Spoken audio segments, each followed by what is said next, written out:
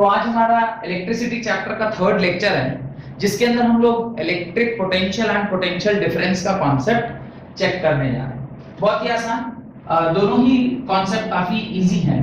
एक है electric potential और दूसरा है इलेक्ट्रिक पोटेंशियल डिफरेंस। मेरे ख्याल से जब तक आप इलेक्ट्रिक पोटेंशियल का मतलब नहीं समझेंगे, इलेक्ट्रोस्टैटिक पोटेंशियल या इलेक्ट्रिक पोटेंशियल डिफरेंस का मतलब समझना थोड़ा सा मुश्किल है। अब आप कहेंगे सर इलेक्ट्रिक पोटेंशियल है क्या?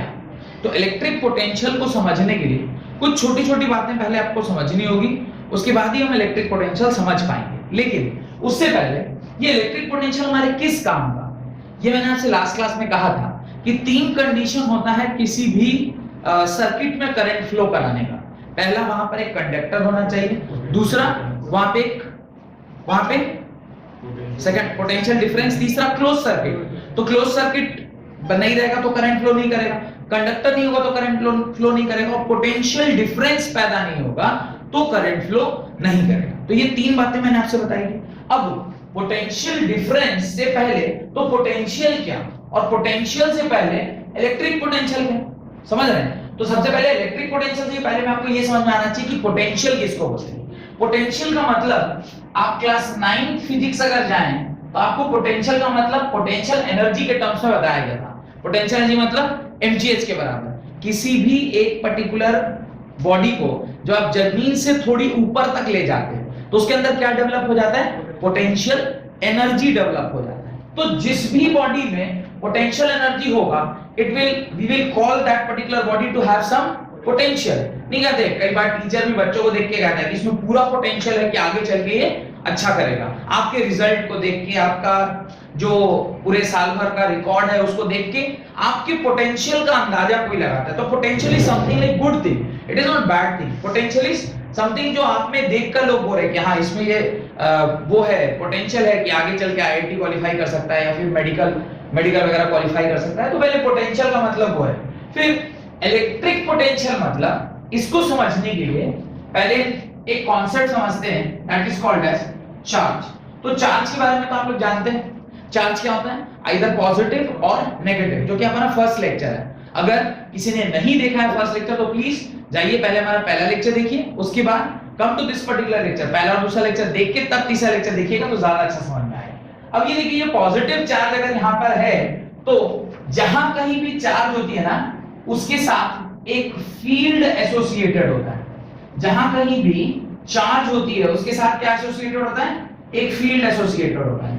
और चार्ज और फील्ड जो है वो सेपरेट नहीं किए जा सकते। मैंने एक आपसे एक एग्जांपल से इस कॉन्सेप्ट को बताया होगा कि जहां कहीं आग है वहां धुआं, और जहां धुआं है वहां आग। जैसे ये दोनों आपस में एक दूसरे के पूरक हैं, पूरक मींस कॉम्प्लीमेंट्री, यानी अगर एक वहां मिल रहा है तो दूसरा वहां होगा ही होगा। ठीक उसी प्रकार से कहीं अगर आप फील्ड देख रहे हैं तो 100% वहां कोई ना कोई चार्ज प्रेजेंट है, और अगर कहीं चार्ज है इसका मतलब उसका कुछ ना कुछ फील्ड होगा ही। ये इसकी एक क्या बोलते हैं, इनहेरिट प्रॉपर्टी है, मतलब उसकी एक अपनी प्रॉपर्टी है जिसको हम उसको डिवाइड नहीं कर सकते। ऐसा नहीं हो सकता कि वो चार्ज अलग कर दें और इलेक्ट्रिक फील्ड अलग कर दें। ये इसकी अपनी एक प्रॉपर्टी है, जहां चार्ज वहां फील्ड। अब एक कॉन्सेप्ट समझिए, एक दूरी के बाद ये फील्ड की जो ताकत है वो क्या हो जाती है? खत्म हो जाती है। जिस पर्टिकुलर पॉइंट के बाद ये फील्ड की ताकत खत्म हो जाए उसको क्या बोलते हैं? इंफिनिटी। उसको क्या बोलते हैं? इंफिनिटी बोलते हैं। अब आप सोचिए सर ये इंफिनिटी वर्ड आप पढ़ा क्यों रहे हैं? अभी जो डेफिनेशन हम लोग पढ़ने जा रहे हैं उस डेफिनेशन को समझने के लिए हमें समझ में आना चाहिए कि इंफिनिटी इस पर्टिकुलर चार्ज के लिए क्या है। ठीक है? और इलेक्ट्रिक फील्ड का जो एरिया है जिसमें उसका फील्ड हमें, उसका प्रेजेंस हमें फील हो पाता है उस चार्ज का, उसी को बोलते हैं एरिया ऑफ इलेक्ट्रिक फील्ड। ये चीज मैंने आपको एक और एग्जांपल से इसको समझ सकते हैं। मान लीजिए कि कोई एक आईएएस ऑफिसर है, तो वो आईएएस ऑफिसर का जो अपना प्रेजेंस है वो कहां तक है? अपने डिस्ट्रिक्ट। भाई डिस्ट्रिक्ट के बाहर he is not an IAS officer, he may be an IAS officer, but उसका चलेगा नहीं दूसरे डिस्ट्रिक्ट, पावर उसका किसी और माने आईएएस ऑफिसर के पास होगा। सिमिलरली जब आप किसी चीफ मिनिस्टर की बात करते हैं तो उसका एरिया ऑफ इन्फ्लुएंस क्या है? एक पर्टिकुलर स्टेट, दूसरे स्टेट में उसके नियम कानून नहीं चलेंगे, ठीक है, वो चीफ मिनिस्टर है, वो जहां जाएगा उसको इज्जत मिलेगी, लेकिन उसका अपना जो चीफ मिनिस्टर का जो अपना एक पावर है वो अपने राज्य में तक सीमित है। सिमिलरली एक प्रधानमंत्री की ताकत उसके पूरे कंट्री के ऊपर, बात समझ में आ रही? इसी प्रकार से इस चार्ज का जो अपना ताकत है वो जहां तक फील किया जा सकता है उसको बोलते हैं उसका एरिया ऑफ प्रेजेंस या एरिया ऑफ इन्फ्लुएंस। तो जैसे प्रधानमंत्री का एरिया ऑफ इन्फ्लुएंस क्या है? पूरा देश। एक चीफ मिनिस्टर का एरिया ऑफ इन्फ्लुएंस क्या है? पूरा स्टेट। एक डिस्ट्रिक्ट कलेक्टर का एरिया ऑफ इन्फ्लुएंस क्या है? पूरा डिस्ट्रिक्ट। वैसे ही एक पर्टिकुलर इस चार्ज का एरिया ऑफ इन्फ्लुएंस इतना है, इसके बाहर जहां पर इसका प्रेजेंस जो है वो जीरो हो जाता है उसको हम लोग क्या बोलते हैं?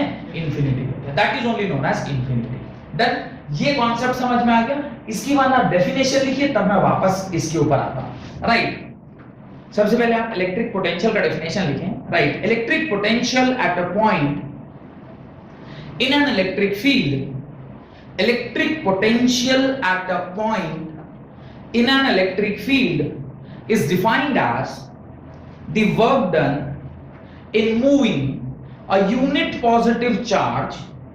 Electric potential at a point in an electric field is defined as a work done in moving a unit positive charge from infinity to that point in the electric field, from infinity to that point in an electric field.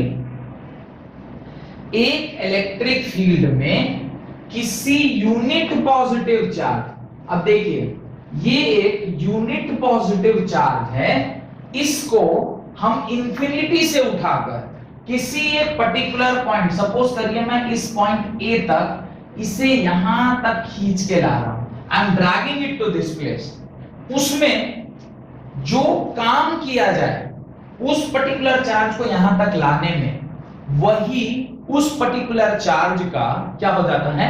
Potential, electric potential हो जाता है। अब आपके मन में एक doubt आना चाहिए, सर ये जब Q को हम यहां लेकर आ रहे होंगे तो इसमें वर्क डन किसको करना पड़ेगा और क्यों करना पड़ेगा? सोचिए, ये कौन सा चार्ज है? Positive charge. ये कौन सा चार्ज है? Positive charge. Positive charge, positive charge आपस में एक दूसरे को अट्रैक्ट करते हैं कि रिपेल करते हैं? रिपेल करते हैं। अब ये उसको क्या कर रहा है? रिपेल कर रहा है, यानी इसके ऊपर फोर्स किस दिशा में लग रही होगी? उस दिशा में लग रही होगी। तो फोर्स को मैं उस दिशा में दिखा रहा हूं, फोर्स इधर है, फोर्स इस तरफ है, ये इसके ऊपर फोर्स काम कर रहा है, लेकिन बॉडी मूव किस दिशा में कर रही है? डिस्प्लेसमेंट इसका किस दिशा में? इस दिशा में। याद करिए क्लास 9 में आपने पढ़ा था work done is equal to Fs cos theta, याद आ रहा है? तो work done is equal to F तो यही है, S की जगह पर x है और थीटा कितना है? Theta is equal to 180 degree. तो cos ऑफ 180 डिग्री और cos 180 डिग्री का वैल्यू क्या होता है? -1। तो वर्क डन क्या? -Fs के बराबर, यानी वर्क डन क्या होगा? नेगेटिव होगा। वर्क डन इसके अंदर क्या होगा? नेगेटिव होगा। अब ये जो V है ये किसके बराबर है? This V is equal to work done per unit charge that is W by Q। अब यही वर्क डन इस पर्टिकुलर चार्ज को उस फोर्स के अगेंस्ट में आप जबरदस्ती अगर खींच के लाएंगे तो आपको उसके ऊपर काम करना होगा, और जब उसके ऊपर आप काम कर रहे हैं, आपने उसके ऊपर जब काम किया तो वो जबरदस्ती अगर इस पॉइंट पे आया हुआ है, आप सोचिए कि यहां पर लाकर हम उसे छोड़ देंगे, उसकी टेंडेंसी क्या होगी? उधर दौड़ के भागने की होगी, नहीं होगी? तो आप अगर उसको जबरदस्ती यहां लाकर रोक दिए तो इसका मतलब आपने उस सिस्टम का पोटेंशियल एनर्जी क्या बढ़ा दिया? इंक्रीज कर दिया। उस सिस्टम का पोटेंशियल एनर्जी इंक्रीज कर दिया। वैसे ही समझिए जैसे एक स्प्रिंग को आप जबरदस्ती उसको दबा के क्या किए हुए हैं? इस एंड पर लाके रोके हुए हैं। जैसे ही छोड़िएगा वो कहां जाएगा? उधर भाग जाएगा, नहीं भाग जाएगा? कोई भी स्प्रिंग को आप दबा के छोटा कर देते हैं, जैसे ही छोड़ेंगे उसकी टेंडेंसी क्या होगी? उधर भागने की। ठीक वैसे ही अगर आप इसको यहां से दबा के यहां तक ले आए, समझ रहे हैं? अब यहां पर जब वो पहुंचा हुआ है तो उसके अंदर क्या डेवलप हो गया? वो वर्क डन किस में कन्वर्ट हो गया? एक पोटेंशियल एनर्जी में डेवलप हो गया। और उसी पोटेंशियल एनर्जी को जब हम लोग डिफाइन करते हैं in terms of electric field तो उसको क्या बोलते हैं? Electric potential. उसी को क्या बोलते हैं? Electric potential. तो work done is converting into which energy?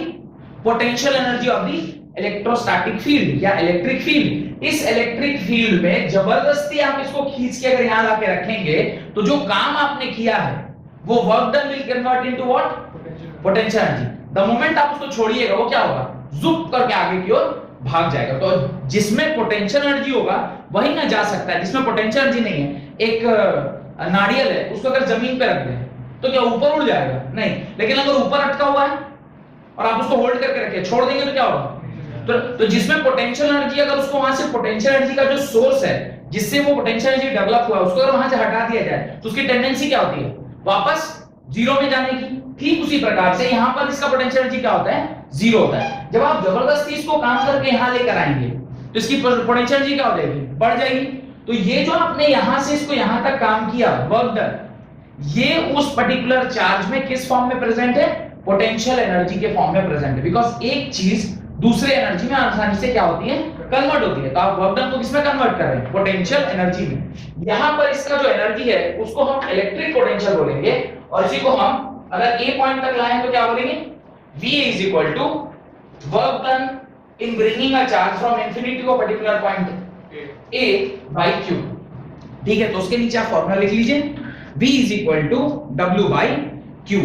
V is equal to W by Q। और ये डायग्राम जरूर बना लीजिएगा और दिखाइएगा कि वर्क डन नेगेटिव क्यों है। वर्क डन नेगेटिव क्यों है?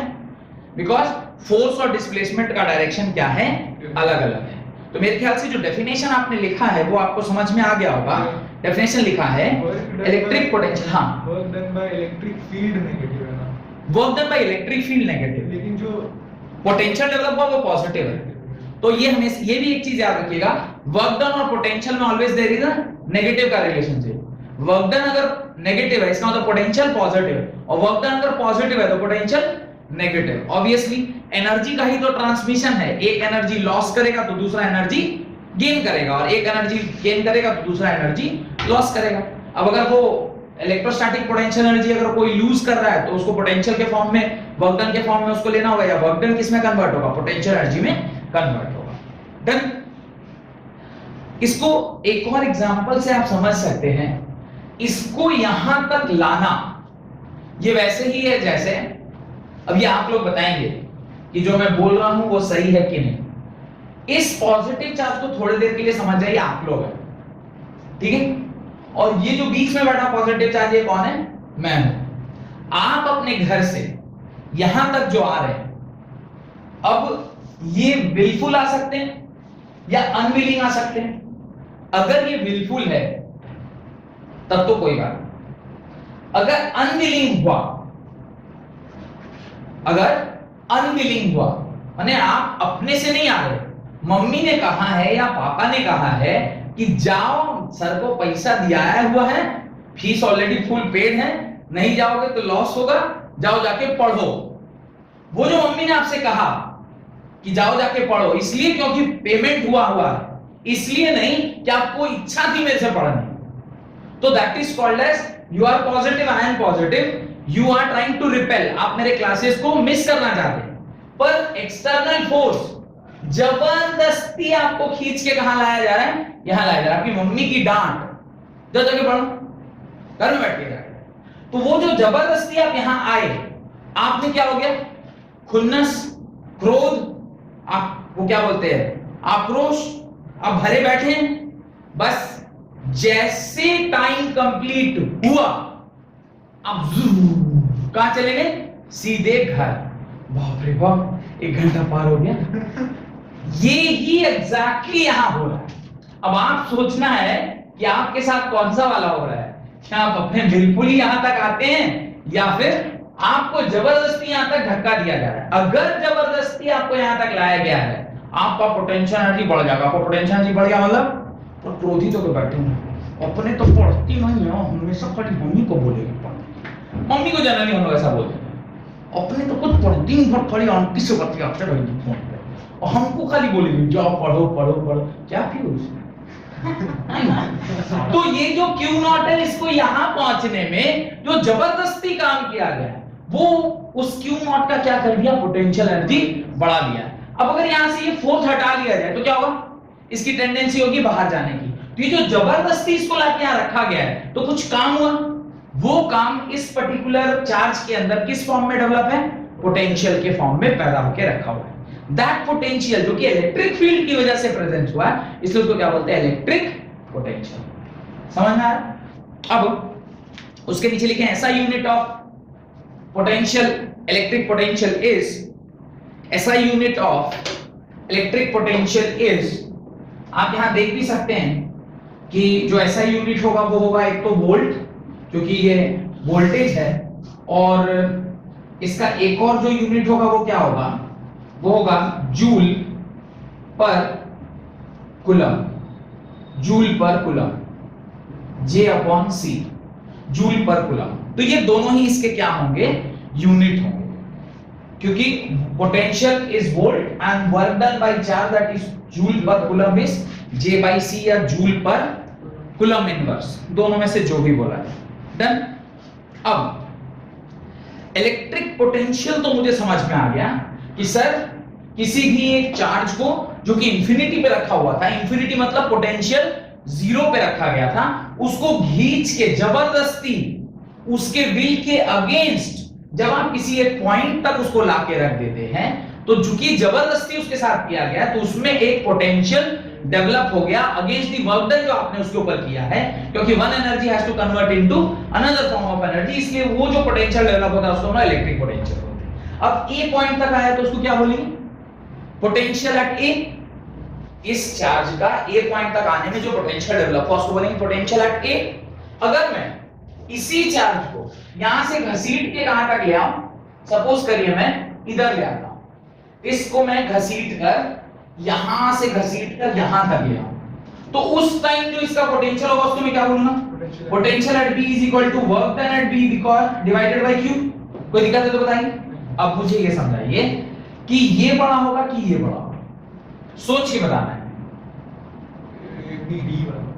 बी बड़ा होगा कि ए बड़ा होगा, किस किस को लग रहा है कि बी बड़ा होगा, सबको लग रहा है बी बड़ा होगा। उसका रीजन है कि जितना आप इसके करीब लाइएगा उतना ज्यादा आपको वर्क डन करना पड़ेगा, और जितना ज्यादा वर्क डन करना पड़ेगा वही तो पोटेंशियल में कन्वर्ट हो रहा है। तो VB जो है वो ऑब्वियसली क्या होगा, VA से बड़ा होगा, और इनके बीच का जो डिफरेंस इन पोटेंशियल है that is only called as potential difference. अभी इसका पोटेंशियल डिफरेंस अगर मैं डेल्टा V से डिनोट करूं तो ये क्या होगा, VB माइनस VA के बराबर। VB क्या है, WB by Q minus WA by Q, और यहां से 1/Q कॉमन आ गया, WB माइनस WA, और ये आ गया डेल्टा V, पोटेंशियल डिफरेंस का ये क्या हो गया, फॉर्मूला। तो पहले हेडिंग डालें इलेक्ट्रिक पोटेंशियल डिफरेंस, और इलेक्ट्रिक पोटेंशियल डिफरेंस का आप डेफिनेशन लिखिए। इलेक्ट्रिक पोटेंशियल डिफरेंस का डेफिनेशन लिखिए, electric potential difference delta V between electric potential difference delta V between 2 points A and B is defined as the work done per unit charge, the work done per unit charge in moving a unit positive charge, in moving a unit positive charge from A to B, from A to B, unit positive charge from A to B, A से B तक move करने में जो work करना पड़ा। अब VB minus VA is what? Net work done. Net work done मतलब difference in the work done between B और A। यहां से A आने में अगर लगा 20 जूल और B आने तक लगा 25 जूल, तो 25 minus 20 is 5 joule. Net work done तो 5 जूल ही हुआ ना, क्योंकि आप वहां से 0 से यहां तक लाए तो 20, वहां से यहां तक लाए तो 25, 25 में से 20 गया तो 5 जूल ही एक्चुअल वर्क डन आपको करना पड़ा। तो इसलिए उसने कहा है डिफरेंस वाला पार्ट, ठीक है। और उसके नीचे मैथमेटिकल जो मैंने लिखा है उसको, ये डायग्राम बना लिए थे ना आप लोगों ने, हाँ, उसके बाद ये सब आप लिख लीजिए। और पोटेंशियल डिफरेंस का भी यूनिट क्या होगा, same as that of potential, because potential difference, अब टेम्परेचर का केल्विन है तो टेम्परेचर डिफरेंस का क्या होगा, केल्विन ही होगा। तो पोटेंशियल डिफरेंस अगर वोल्ट है तो पोटेंशियल अगर वोल्ट है तो पोटेंशियल डिफरेंस का भी क्या होगा, वोल्ट ही होगा। दो मैग्नेट है और दोनों का चार्ज सेम है, दोनों पॉजिटिव। मैग्नेट, हाँ दोनों का पोलैरिटी सेम होगा। अगर एक मैग्नेट यहाँ रहता है तो ये वाला भी मैग्नेट इसको रिपेल करके इधर भागता है ना, हाँ तो ये नहीं होगा। ये अच्छा, ये जो है ना ये काफी बड़ा चार्ज है और ये एक छोटा सा चार्ज है, इसलिए इसको बोलते हैं सोर्स चार्ज, इसको बोलते हैं टेस्ट चार्ज। शायद मैं बोलना भूल गया।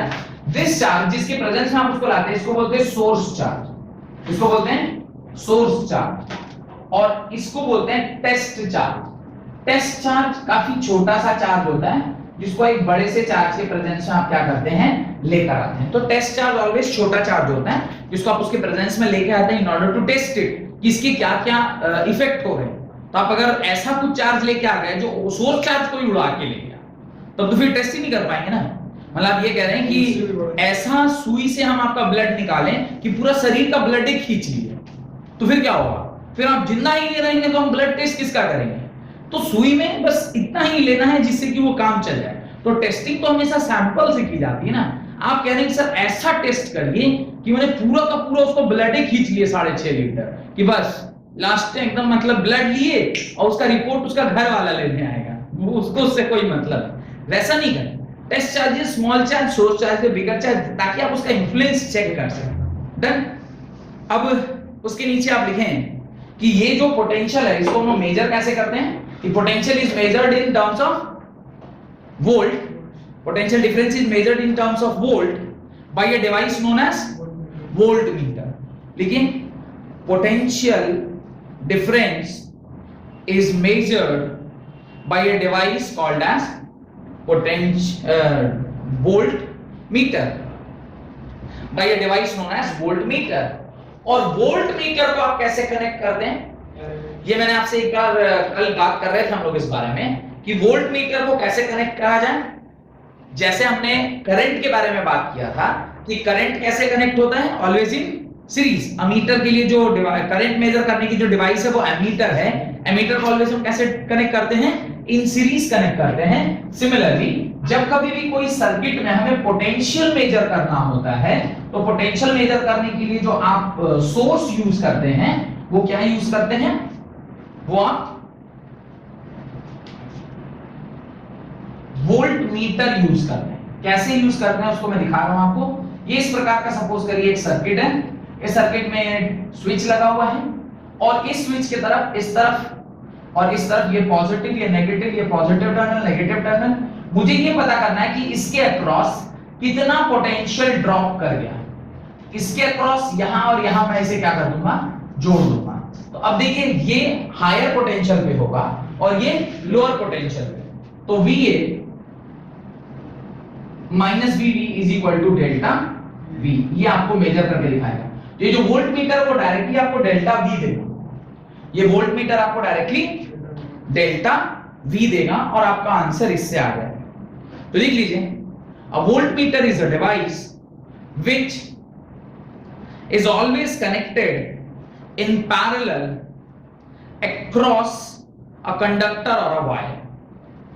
A voltmeter is always connected in parallel across a conductor or a wire to measure the electric potential difference, to measure the electric potential difference, full stop।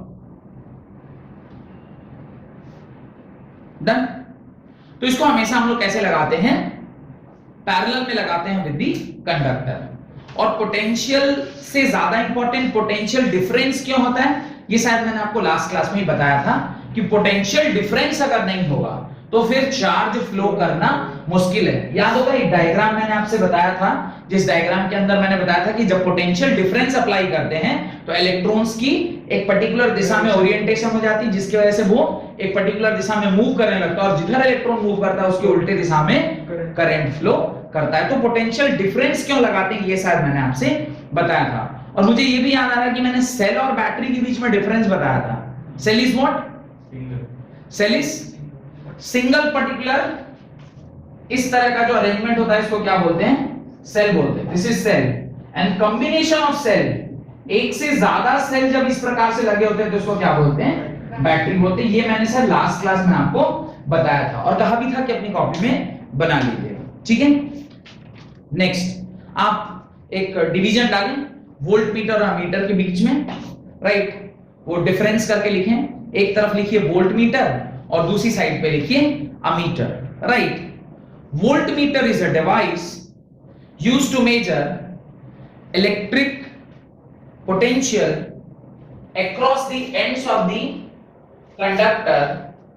Potentiometer, sorry voltmeter, अच्छा बार बार मेरे मुंह से आप देख रहे होंगे वोल्टमीटर की जगह पे पोटेंशियोमीटर निकल रहा है, कुछ गड़बड़ है वहां पे, नहीं, वोल्टमीटर और potentiometer they are one and the same thing, इसलिए बार बार मेरे मुंह से गलती से वोल्टमीटर की जगह पे पोटेंशियोमीटर निकल रहा है। बात देखिए ना, you are measuring potential potentiometer, you are measuring electric potential voltmeter, ultimately both are one and the same thing, इसलिए मेरे मुंह से बार बार आप देख रहे होंगे पोटेंशियोमीटर भी निकल रहा है। Voltmeter is a device used to measure electric potential difference across the ends of the conductor or resistor, across the ends of the conductor or resistor। दूसरी साइड पे लिखें ammeter is a device used to measure, ammeter is a device used to measure electric current passing through the conductor or resistor। Ammeter is a device used to measure electric current passing through the conductor or resistor। ठीक है, एक को हम कैसे connect करते हैं, voltmeter is connected in parallel, ammeter is connected in series. Voltmeter is connected in parallel whereas ammeter is connected in series. इसका एक का रिप्रेजेंटेशन ऐसा होता है तो दूसरे का रिप्रेजेंटेशन ऐसा होता है, ठीक है, एक का रिप्रेजेंटेशन ऐसा होता है तो एक का, तो it is represented as something like this, it is represented as something like this. तो थर्ड पॉइंट आप वो लिख सकते हैं। Fourth point, voltmeter is a high resistance device, voltmeter is a high resistance device. और एमीटर की side में लिखिए ammeter is a low resistance device, ammeter is a low resistance device. तो वोल्टमीटर एक हाई रेजिस्टेंस डिवाइस है और ammeter एक लो resistance device है। मैं इसके बारे में थोड़ा सा एक्सप्लेनेशन अभी आपको दूंगा, why a voltmeter is a high resistance device and why ammeter is a low resistance device, ये मैं समझाऊंगा। उससे पहले मैं चाहता हूं कि आप लास्ट वाला जो डिफरेंस है वो लिख लें। Resistance of an ideal voltmeter is infinity, resistance of an ideal voltmeter is infinity, resistance of an ideal voltmeter is infinity, और resistance of an ideal ammeter is zero, resistance of ideal voltmeter is zero, resistance of ideal voltmeter is zero. अब चूंकि अभी मैंने आपको resistance का concept नहीं बताया है इसलिए थोड़ा सा मुझे मुश्किल होगा, पर कोई बात नहीं, मैं फिर भी आपको कोशिश करता हूं ये जो दो लाइनें उसने लिखवाई है ना लास्ट में, उसका मतलब समझाने की कि वो क्या कहना चाह रहा है, ठीक है। This is A point and sorry this is A point and this is B point जिसमें आप इसको कनेक्ट करते हो।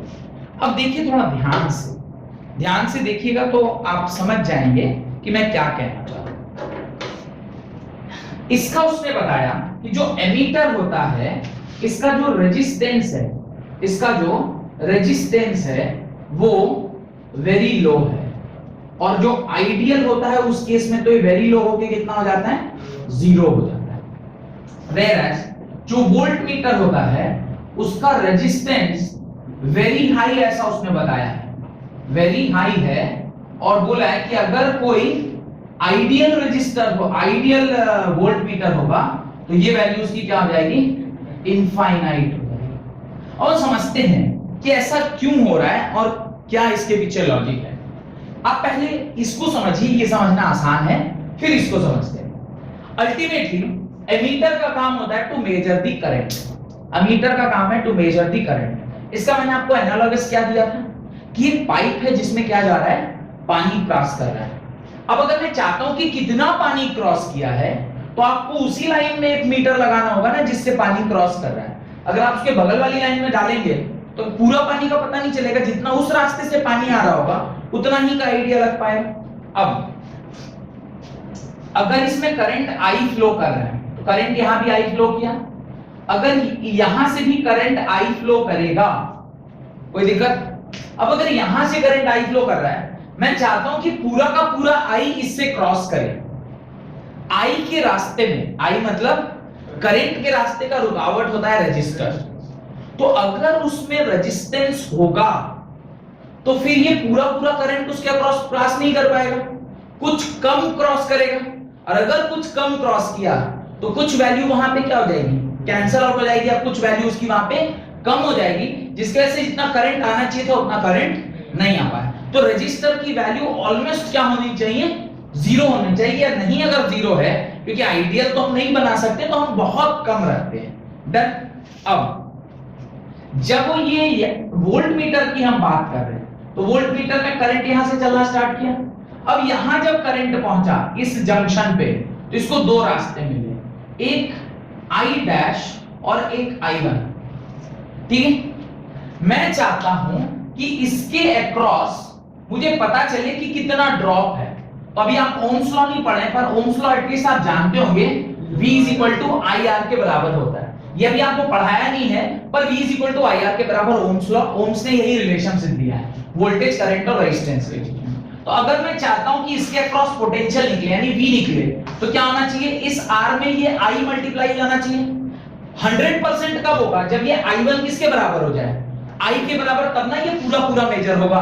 अब देखो, तो अगर मैं चाहता हूं कि I जो है वो अप्रोक्सीमेटली I1 के बराबर हो जाए, इसका मतलब मेरे को I डैश को क्या करना होगा, 10 to 0 कराना होगा।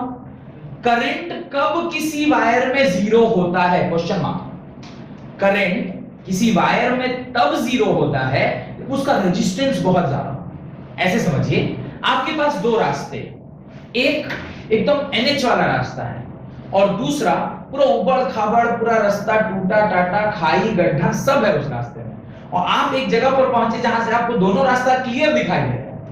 अगर आप थोड़े बहुत भी सेंसिबल होंगे तो आप कौन सा रास्ता चुनेंगे, ऑब्वियसली NH चुनेंगे। NH को मैं क्या बोल रहा हूं, NH is that path in which resistance is almost ना के बराबर, या अगर है भी तो पहले वाले से तो बिल्कुल ही कम है। और दूसरा वाला क्या है, दूसरा वाला एक ऐसा रास्ता है जहां से गए तो हो सकता है कि उस तरफ तक पहुंच भी ना पाए। तो अगर मैं करंट हूं तो उस पॉइंट पर पहुंच के मैं क्या सोचूंगा, कौन सा रास्ता चुनूं, वो रास्ता जहां पे आसानी से गाड़ी निकल जाए, कि वो वाला रास्ता जो बहुत उबड़ खाबड़ है। ठीक है, तो करंट जब यहां पहुंचा तो इसके बाद दो रास्ते थे, एक नीचे वाला रास्ता, एक ऊपर वाला रास्ता। नीचे वाला रास्ता वो कब नहीं जाएगा, जब नीचे वाले रास्ते में रेजिस्टेंस कितना हो, बहुत बड़ा हो। नीचे वाले का रास्ता कैसा होना चाहिए, बहुत बड़ा रेजिस्टेंस। अगर बहुत बड़ा रेजिस्टेंस होगा तो इस तरफ करंट बोलेगा ना ना ना उस रास्ते से मत जाना, रास्ता बहुत खराब है। आप लोग भी कभी कभार अगर मान लीजिए कभी कार वार से अगर एक सिटी से दूसरे सिटी जाते हैं तो अपने अगल बगल में एक दूसरे से क्रॉस वेरीफाई करते हैं कि कौन रास्ता होके गए थे। क्यों, बारिश का मौसम हो सकता है, जो ओरिजिनल रास्ता हो उसमें कुछ टूटा फूटा हो तो लोग बता देते नहीं नहीं यहाँ से मत जाइएगा, ये यहाँ से थोड़ा दिक्कत होगा। मान लीजिए कोई जमशेदपुर से रांची जाना है, तो जमशेदपुर से रांची जाने के कई सारे रास्ते हैं, तो कोई बताएगा नहीं चांडिल होके जाइए, तो कोई कहेगा नहीं चौका होके जाइए, तो कोई कहेगा नहीं डिमना होके जाइए। अब कौन सा रास्ता सही है, ये तो जो भी रिसेंटली गया होगा वो बताएगा। तो आप भी ये क्यों पूछ रहे हैं, ताकि आपको पता चले कि कौन सा रास्ता सही है। करंट भी जब यहां पहुंचा तो ये जाना कंप्लीटली, अगर मैं चाहता हूं कि ऊपर वाले रास्ते से जाए, अच्छे वाले रास्ते से जाए, अच्छा वाला रास्ता मतलब वहां से जाए जहां पर ये R और I मिलकर क्या हो जाए, पोटेंशियल हो जाए, उसके लिए मेरे को नीचे में करंट नहीं पास कराना होगा। और नीचे अगर हम करंट को नहीं पास कराना चाहते हैं तो वहां का रेजिस्टेंस क्या होना चाहिए, इतना हाई होना चाहिए कि वो करंट बोले ना ना ना उस रास्ते से तो हम नहीं जाएंगे, हम तो ऊपर वाले से ही जाएंगे। अगर करंट इससे नहीं गया तो I is equal to I1 plus I dash 0, तो I is equal to I1, पूरा का पूरा I कहां से चला गया, ऊपर से, और वो I जब R के साथ मल्टीप्लाई हुआ तो वोल्ट पोटेंशियल डिफरेंस ही तो यहां कैलकुलेट होता है।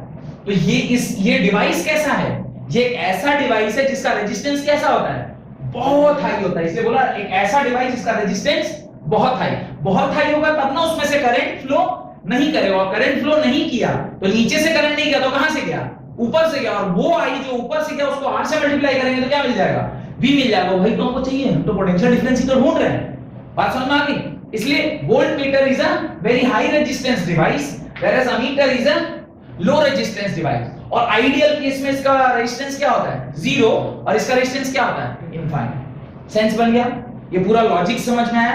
ये याद करने वाली चीज नहीं है, समझने वाली चीज है। अगर आप समझ गए तो आपको जिंदगी भर ये याद रहेगा कि वोल्ट मीटर हमेशा पैरेलल में लगाया जाता है और एमीटर हमेशा सीरीज में, और अगर वो सीरीज में लगा है तो उसका रेजिस्टेंस कम होना चाहिए, तभी वहां से करंट जाएगा। अगर उसका रेजिस्टेंस थोड़ा भी है तो करंट वहां से जाने को हिचकिचाएगा, और वही रास्ता है तब तो जाएगा ही, फिर तो कोई उपाय नहीं है। पर हमें अगर चाहिए कि नहीं पूरा पूरा मेजर करे, तो आपको अपने डिवाइस के अंदर उसको लॉस नहीं कराना चाहिए करंट को, तो उसके केस में आपको क्या रखना होगा? उसका वैल्यू बहुत कम या 0 के बराबर रखना होगा। और इस केस में आपको वोल्ट मीटर के थ्रू करंट चाहिए ही नहीं, वोल्ट मीटर के थ्रू करंट नहीं चाहिए, तो उसका रेजिस्टेंस इतना बढ़ा दीजिए कि उसके अक्रॉस करंट पास ही ना करे। डन? क्वेश्चन लिखिए, राइट? पहला सवाल लिखिए, calculate the potential difference between two terminals of a battery. Calculate the potential difference between two terminals of a battery if 100 joule of work is required to transfer. Calculate the potential difference between two terminals of a battery if 100 joule of work is required to transfer 20 coulombs from one terminal of the battery to another. 20 coulombs from one terminal of the battery to another. Required to transfer 20 coulombs from one terminal of the battery to another. एक terminal से दूसरे terminal तक 20 coulomb अगर आपको transfer करना है तो कितना पोटेंशियल देना होगा? क्वेश्चन काफी सरल। सॉल्यूशन जब कभी भी आप फिजिक्स के सवाल का बनाते हैं तो सबसे पहला काम आपका होना चाहिए कि आपको क्या-क्या इंफॉर्मेशन दिया हुआ है। आपको शायद वर्क डन दिया गया है, वर्क डन कितना दिया गया? शायद 100 जूल दिया गया है। उसके बाद उसने ये भी कहा है कि जो चार्ज है Q है उसकी वैल्यू 20 कूलम दी गई है। आपसे पोटेंशियल पूछा है, पोटेंशियल होता है work done per unit charge या वर्क डन बाय चार्ज। ये हो जाएगा 100 डिवाइडेड बाय 20, सॉल्व कीजिएगा ये आएगा 5 वोल्ट। तो ये वोल्टेज जो है या पोटेंशियल जो है वो कितना आ जाएगा? 5 वोल्ट आपका आ जाएगा। ये इस क्वेश्चन का क्या होगा? सॉल्यूशन। डेल्टा वी ना 5 वोल्ट होगा। डेल्टा वी पोटेंशियल या पोटेंशियल डिफरेंस लिखने में आदमी कैसे भी लिख ले, पर डेल्टा वी क्योंकि पोटेंशियल डिफरेंस है ना, वो कह रहा है एक टर्मिनल ऑफ द बैटरी से दूसरे टर्मिनल ऑफ द बैटरी में, तो एक्चुअली में पोटेंशियल डिफरेंस ही है, पर चूंकि क्या बोलते हैं उसको, डायमेंशनली दोनों एक ही है इसलिए वी लिख दिया टर्म में। मेरी गलती है, वैसे लिखना यही चाहिए था। Next, how much work is done in moving a charge of 3 coulomb? How much work is done in moving a charge from 3 coulomb? How much work is done in moving a charge of 3 coulomb from a point at 38 volt to a point at 48 volt? From a point at 38 volt to a point at 48 volt. तो कितना काम किया गया है इस बार आपसे ये पूछा गया है। इस बार आपको वर्क डन निकालने को कहा गया है। वर्क डन का जो फॉर्मूला होता है वो VQ के बराबर होता है। Work done is equal to delta V into Q। तो सेकंड जो क्वेश्चन है उसका भी सॉल्यूशन काफी आसान है। आपको गिवन क्या-क्या दिया हुआ है? आपको डेल्टा V दिया हुआ है, that is VA minus VB। VA दिया हुआ है 48 volt minus 38 volt, that is 10 volt आपका पोटेंशियल डिफरेंस। और सेकंड इंफॉर्मेशन जो उसने दिया है दैट इज 3 कूलम, यानी चार्ज की वैल्यू कितनी दे रखी है? 3 कूलम दे रखी है। Work done is equal to होता है डेल्टा V इनटू Q के बराबर, डेल्टा V इनटू Q के बराबर। डेल्टा V की वैल्यू ऑलरेडी आपने निकाल रखी है, Q की वैल्यू 3, वर्क डन जो आएगा वो आएगा 30 जूल के बराबर। तो ये भी क्वेश्चन काफी आसान है। इस तरह देखेंगे आपके न्यूमेरिकल काफी आसान आते हैं इसके। धीरे धीरे थोड़ा सा जब हम लोग ना R इक्विवेलेंट पढ़ रहे होते हैं यानी रेजिस्टेंस जब निकाल रहे होते हैं वहां पे थोड़ा सा कॉम्प्लिकेशन आता है, पर वो भी इतना नहीं आता है, बहुत थोड़ा सा कॉम्प्लिकेशन आता है। ठीक है, हेडिंग डालें सर्किट डायग्राम। हेडिंग डालें सर्किट डायग्राम। अब सर्किट डायग्राम क्या चीज है ये लिख लिया ना सबने। सर्किट डायग्राम क्या चीज है उसको हम लोग चेक करते हैं। What is a circuit diagram? वो सिमेट्री सब वो सब तो नहीं पूछेगा अभी टाइम का। सर्किट डायग्राम क्या है? राइट, आप लिखना स्टार्ट करें। A diagram showing the arrangement of various components, a diagram showing the arrangement of various components in an electric circuit with the help of their symbols is known as circuit diagram. A diagram showing the arrangement of various components in an electric circuit with the help of their symbols is known as circuit diagram. अब एक तरफ आप electrical component लिखें, एक तरफ column बनाएं, एक तरफ लिखें इलेक्ट्रिकल कंपोनेंट और दूसरी तरफ आप बनाएं उसका सिंबल। और जितना सिंबल या ये मैं बता रहा हूं उसको आप अपनी कॉपी में लिखते चलें। सबसे पहले दिस इज सेल, उल्टा लिख दिया। This is cell. सेल का रिप्रेजेंटेशन कैसा होता है? ऐसा होता है। फिर आप लिखेंगे battery. Second is battery. Combination of cells is known as battery. फिर आप लिखेंगे ओपन की। ओपन की जो है ना वो 3-4 तरीके से दिखाया जाता है। दिस इज ऑल्सो ओपन की, this is also open key and this is also open key। ये सारे के सारे open key। whereas अगला मैं बोल रहा हूं closed key। closed key मतलब जब स्विच ऑफ है, this is off position, this is off position and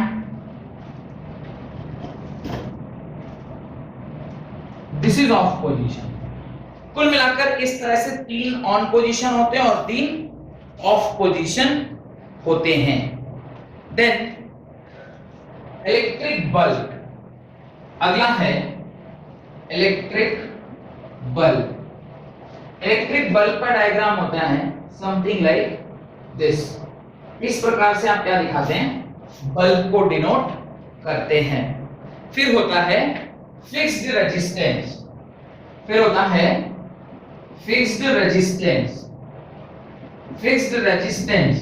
resistance word काफी बार यूज हो रहा है पर उसको अभी तक हम लोगों ने समझा नहीं है कि रेजिस्टेंस होता क्या है। फिर होता है वेरिएबल रेजिस्टेंस। फिक्स रेजिस्टेंस के बाद आता है वेरिएबल रेजिस्टेंस। जब इसी रेजिस्टेंस को आप इस प्रकार से लिखते हैं तो ये क्या हो जाता है? वेरिएबल रेजिस्टेंस, यानी इसकी वैल्यू क्या है? चेंजेबल है, चेंज हो सकती है। देन इज रिहोस्टैट, RHEOSTAT, रिहोस्टैट भी एक डिवाइस है जो एक तरीके से वेरिएबल रेजिस्टेंस की तरह ही काम करता है, लेकिन उसकी जो वेरिएबिलिटी है उसको हम कंट्रोल कर सकते हैं, कंट्रोलेबल होता है, उसको हम क्या बोलते हैं? रिहोस्टैट बोलते हैं। देन एमीटर, जो कि ऑलरेडी मैंने आपको बनवा रखा है। एमीटर का कैसा होता है?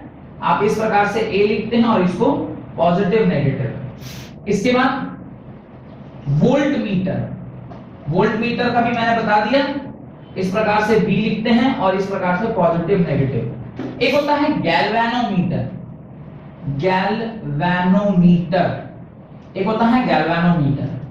गैल्वेनोमीटर को हम इस प्रकार से G लिखकर दिखाते हैं। This is plus, this is minus. There is plus minus नहीं होता गैल्वेनोमीटर में, उसका रीजन ही मैं बताने वाला था। प्लस माइनस क्यों नहीं होता?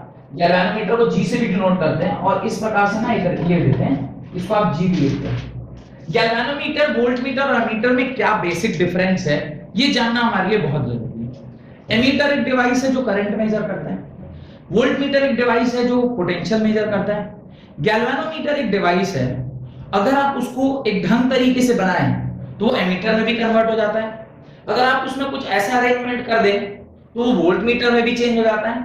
और इसकी खास बात है गैल्वेनोमीटर की, इसका जीरो जो है ना वो बीच में आता है। जीरो बीच में आएगा तो ये नेगेटिव चीजों को भी मेजर कर पाएगा और पॉजिटिव चीजों को भी मेजर कर पाएगा। वेयरएज जो वोल्ट मीटर और गैल्वेनोमीटर वोल्ट मीटर और एमीटर होता है उसका जीरो एक एंड पर होता है, तो वो सिर्फ और सिर्फ पॉजिटिव वैल्यू ही माप पाएगा। बीच में होगा तब ना नेगेटिव पॉजिटिव, जो एक एंड पर है तो वो तो सिर्फ और सिर्फ पॉजिटिव ही मेजर कर पाता है। तो एमीटर और वोल्ट मीटर सिर्फ पॉजिटिव वैल्यू मेजर कर पाते हैं, पर गैल्वेनोमीटर पॉजिटिव और नेगेटिव दोनों मेजर कर पाता है। और गैल्वेनोमीटर को आप वोल्ट मीटर में भी कन्वर्ट कर सकते हैं, गैल्वेनोमीटर को आप एमीटर में भी बदल सकते हैं।